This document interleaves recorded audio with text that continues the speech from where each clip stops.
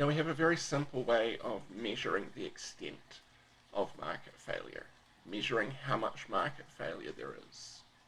Our measure for this is going to be a term called deadweight loss. And deadweight loss has this very simple definition. It's how far off the maximum we are, how far away from the maximum economic surplus we have been able to obtain. So if our actual surplus is equal to the maximum possible surplus in a market, we say there's no deadweight loss and we've got an efficient outcome.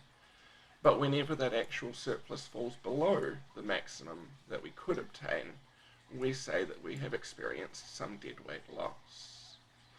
Okay, so let's take a look at that in practice. Here is our market for used cars that we looked at just recently.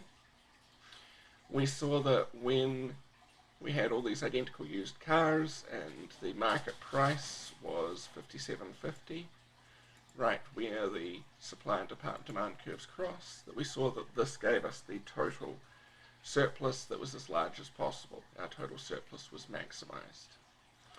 But we also saw in another example of the same lecture that sometimes we wouldn't achieve that surplus. For example, when our price was artificially set at 6,500, perhaps by a government price floor, perhaps by a large seller who's managed to monopolize this entire market and is able to control the price.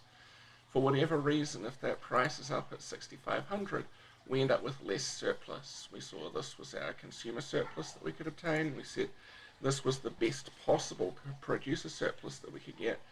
But even assuming we got that best possible producer surplus, we still have some surplus that's missing. If we compare those last two graphs, the total surplus here is different by the amount of this little triangle here. We say that little triangle is that deadweight loss.